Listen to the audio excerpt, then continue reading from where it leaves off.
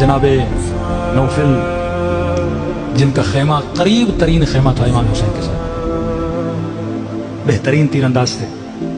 कहते हैं अंधेरी रात थी, अब जाहिर है ये चौकन रहते थे कहीं दुश्मन हमला न करे खेमों पर।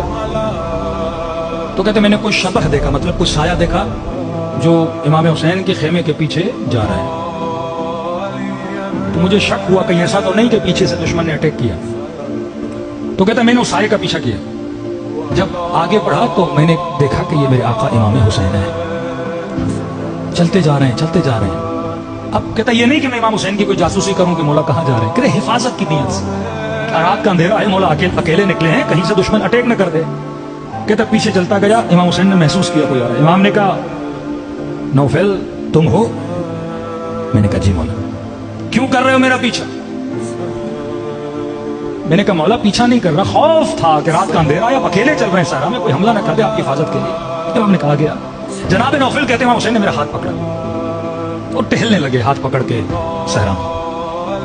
उस रात कहते हैं कि चांद निकला हुआ था और उसकी रोशनी ने करबला की जमीन को रोशन किया हुआ था।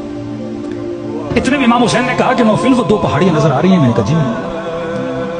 कहा देख उन पहाड़ियों के पीछे कोई नहीं, न लश्कर यजीद है न कोई सिपाही है। कहा देख अब भी अगर चाहते हो ना जाना तो चले जाओ, पहाड़ियां नजदीक हैं, पीछे कोई नहीं, वहां से तो चल, अब भी जाना चाहते हो। हालांकि इम्तिहान ले चुके थे खेमों में चिराग बुझाकर।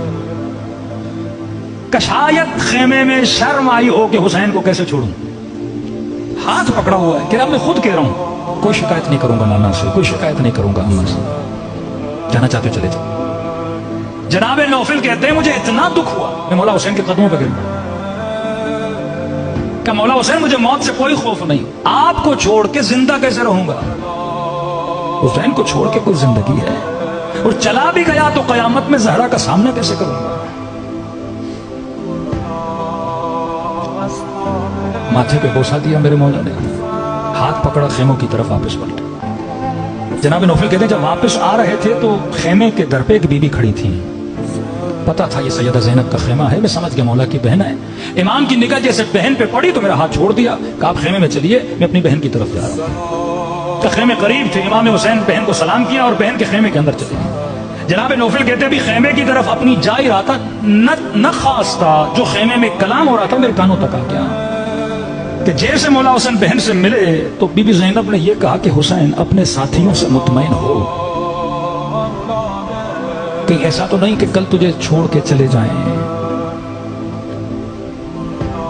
कहते मौला हुसैन ने कहा बहन ज़ैनब मैं मुतमईन हूं, मेरे जैसे सहाबी खुदा ने किसी को नहीं दी। जनाब नौफल कहते हैं सैयदा का ये जुमला सुनना था कि अभी तक मुरद्दद हैं हमारे किरदार से।